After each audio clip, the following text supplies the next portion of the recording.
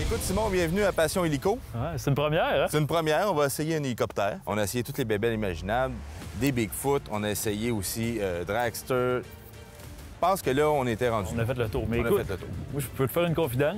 Ouais. C'est la première fois que je vais voler en hélicoptère. Ah, t'es-tu sérieux? Je te jure. On a eu des explications des professionnels Ouais. parce qu'on est zéro connaisseur en hélicoptère. Effectivement. Ouais, fait qu'on fait un petit tour, un walk-around, puis après ça, ben, on embarque dedans. Je suis prêt. Fait qu'autrement dit, c'est un 4 places. Tu connais-tu le modèle? Un Robinson A44. Non, t'as fait tes devoirs ou c'est Ouais. quelqu'un qui te l'a dit? C'est quelqu'un qui me l'a dit. OK, c'est bon. C'est juste pour avoir l'air intelligent, C'est mais ça. je connais rien là-dedans. Moi, je pensais qu'on pouvait mettre des bagages à l'arrière. Il n'y a aucune place. Non, C'est c'est le vraiment moteur sous à les l'arrière. bancs. Oui, c'est vraiment sous les bancs. Quand OK. même, c'est quand même logeable, là. Ben oui. Puis là, après ça, ici, tu mets ta dynamite. OK? Fait que c'est ça le. C'est ça le tir. Non, mais c'est vraiment pour si jamais on crash, c'est un GPS sophistiqué, mettons, là. En cas d'accident. En cas d'accident. T'es en train de me rassurer. là. Oh oui, je te rassure. Puis je te rassure aussi, les pattes là, sont vraiment conçues que si jamais on crash, ben ça, c'est comme un petit système de coussin airbag pour nous. Un système d'absorption. Ouais. Je te dirais peut-être pas à la hauteur de 1000 pieds, mais mettons, si on fait un faux décollage, ben ça va peut-être nous aider à pas avoir mal au dos. OK. OK? Ici, tu as l'entrée d'air Ouais, et effectivement. on a le moteur. Tu connais-tu ça, ce moteur-là?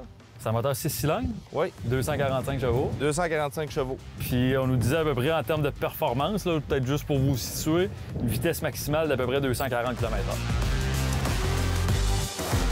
Il y a des poids qui sont limites pour l'hélicoptère. En fait, qu'est-ce qu'on s'est fait expliquer, c'est que le poids total de la machine, c'est 1400 livres. Et le poids maximal, disons, brut que la mécanique peut lever dans les airs, c'est 2500. C'est ça, Fait que ça nous donne une marge d'à peu près 1100 livres pour soit des passagers ou justement une cargaison en dessous. Exactement. L'heure de vérité. Hé, 280! Non, c'est 240. Surtout qu'on l'a pogné à l'image tantôt. Ouais, c'est ça. C'est OK. ça. Ah oui, vas-y donc pour mon becquet. Moi, à peu près 165 peut-être. Regarde.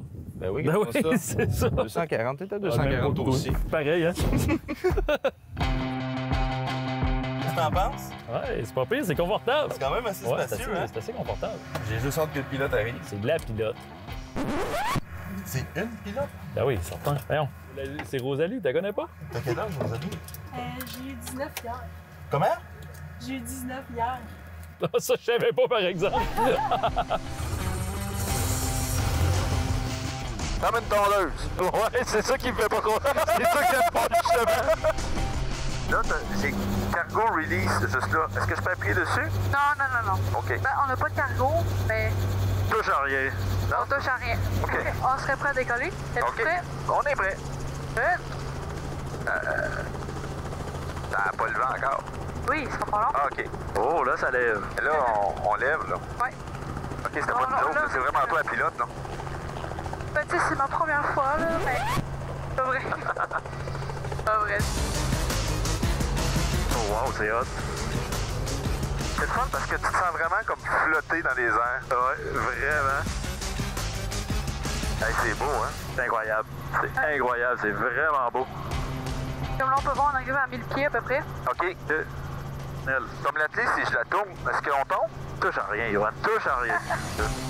Puis l'hélicoptère pourrait monter jusqu'à combien en altitude, celui-là? Il y a l'altitude AGL, puis il y a l'altitude ASL. ASL, c'est above sea level.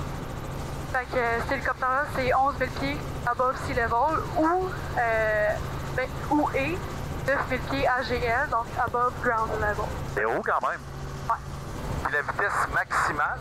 Là, ça serait pas mal le maximum que je pourrais aller à cause de la puissance du moteur qui est chaud, on est quand même lourd. OK. Fait que ben, là, on roule à peu près en 100 nœuds, fait que 180 km/h. Quand même, hein? C'est vite, mais on s'entend, là, on est tellement haut que ça paraît pas, là. Ouais, puis avec Ouais. la vision, exact, on voit tellement loin qu'on n'a pas l'impression de vitesse du tout. C'est ça. Ouais. On peut tourner si vous voulez. Ouais, Qu'est-ce que ça vas-y. fait? C'est hot. Wow! Quand t'es sur le côté de la fenêtre comme ça, ah, c'est vraiment hot. Ah oui. Et c'est stable aussi quand même, ça brasse pas trop, là. Oh! Pas trop mal au cœur? Non, ça va bien. Ça va très bien. C'est le fun aussi d'avoir, tu sais, on s'entend, là, on a été en avion souvent, mais là, d'avoir une vision complète comme ça, là. Ouais, je vais te dire, ça change vraiment la perspective que regarder dans un hublot d'avion. Ah, c'est sûr. Hey, il y a d'avoir un événement à Sainte-Croix. Ah oui, regarde le circuit, comment c'est beau des airs, hein. Mais c'est quoi qui se passe là? Je sais pas, il y a l'air d'avoir plusieurs voitures. Faudrait aller voir ça. Toi, t'es-tu capable de nous faire atterrir là tantôt? Oui, pas de problème. Là, juste comme ça, toi, t'as eu ta formation pour chauffer ça, bien entendu. Mais c'est quoi tes projets, là? J'aimerais ça être ambulancier de l'air, faire des sauvetages des montagnes. Ah, cool. OK, comme l'air médic, dans le fond, des choses comme ça? Oui. As-tu beaucoup d'heures de formation pour en venir à piloter seul comme tu fais? Le minimum pour obtenir sa licence professionnelle, c'est 100 heures. OK. Puis juste pour savoir aussi, un appareil comme, justement, tu conduis ou que tu pilotes, disons, comment ça peut coûter à peu près? Neuf, ça peut aller jusqu'à 700 000 US. Wow, quand même. Hey, merci, Rosalie. C'était Merci.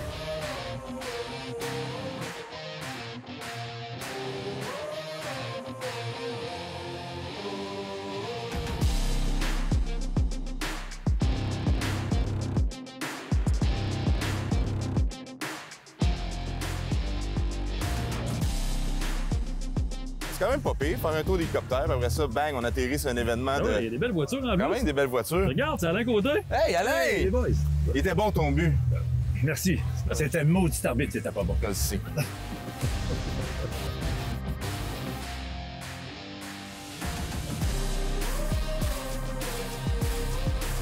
Avoue que le site est beau, hein? Le site, il est beau. Là, tu vois que ça a de l'âge. Ben Toi, oui. tu connais l'histoire pas mal. Là, moi, j'ai aucune idée c'est quoi Ben, c'est ça Sainte-Foy. qui est intéressant. Il y a quand même pas mal d'histoires avec le circuit Sainte-Foy. Écoute, c'était un regroupement d'hommes d'affaires au début des années 70. OK. Des gens de la région de Québec, de la région des Bois-Francs aussi, qui avaient décidé d'essayer de mettre Québec sur la map en termes de course automobile. Fait que là, qu'est-ce qu'on voulait ici, c'était d'essayer d'attirer des séries de courses majeures. Là. Regarde ça. Roadrunner. Ah, il est beau, lui. Quand même pas pire. Avant, je trouvais pas ça super beau, mais on dirait que Ça vieillit bien, je commence à m'habituer, là. effectivement. On a un Chevelle, juste là. Ouais, 3,96. Ouais. Gros bloc. Il m'a avoué qu'il est beau. Moi, je suis pas sûr du toit de cuir, mais Ouais, ça non, reste mais que c'est une belle machette. c'est assez joli. Un Shelby, C'est un classique. ça, c'est sûr. Un classique. Faudrait essayer ça à l'émission, d'ailleurs. C'est vrai, on l'a jamais fait. Hein? On l'a jamais fait. Avant, vraiment, là, le projet initial, il voulait faire un aéroport ici. Il voulait OK. faire un terrain de golf. Il y avait une marina qui était supposée être construite, qui allait être adjacent au circuit. Fait qu'écoute, c'était big au début. OK, là. on voyait vraiment grand, là. Ouais, on voyait grand. F-150. Ouais. Ça, c'est vraiment... On a vu ça naître, puis là, ça devient un classique. On s'entend-tu pour dire que ça valait 500$ à l'époque, ça? C'est ça. Puis là, je sais pas combien ça vaut, Ah non, mais... ça vaut de plus en plus cher aussi. Là.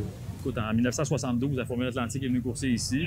On a essayé d'attirer des séries majeures, mais cet engouement-là s'est laissé tomber assez vite. Si bien qu'en 1974, les investisseurs initiaux décident de fermer le site complètement. Ah Écoute, oui. on s'est rendu compte qu'on n'était pas capable de OK, rentabiliser fait que ça l'a fermé, là. Ah oui, ça a duré 3 ans.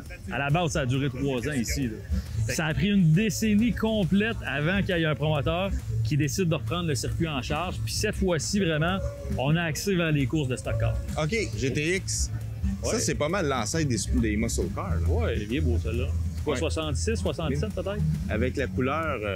bon. Peppermint. Il y a eu des séries de courses quand même nationales, internationales de stock car qui sont venues, série ACT USA, série Cascar, qui à OK. l'époque, justement, le Cascar qui est devenu le NASCAR Canada. Oui. Au fil des ans, on a modifié le circuit routier, on a abandonné la portion, justement, qui descendait vers le circuit. C'était trop dangereux. C'était trop dangereux, trop d'élévation. On a abandonné cette portion-là. Et ça a été vraiment en dents de scie, le circuit Sainte-Foy.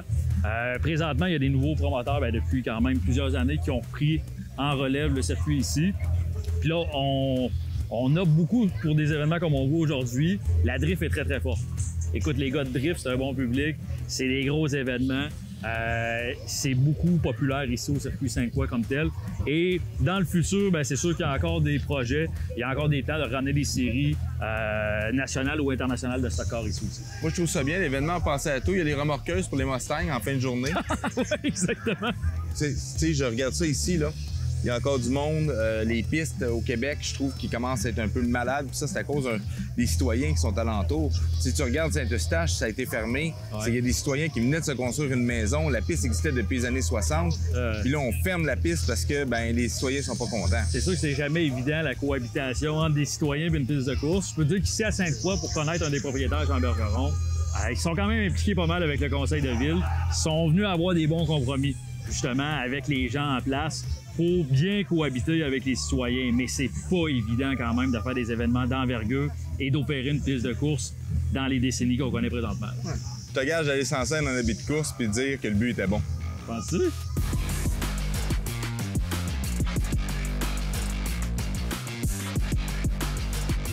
Je veux prendre le temps de remercier justement toute la gang d'organisation ici, tous les gens de Pièces d'auto Alain Côté aussi qui sont ici, bien sûr, qui sont partenaires dans ma saison de course et partenaires dans l'événement.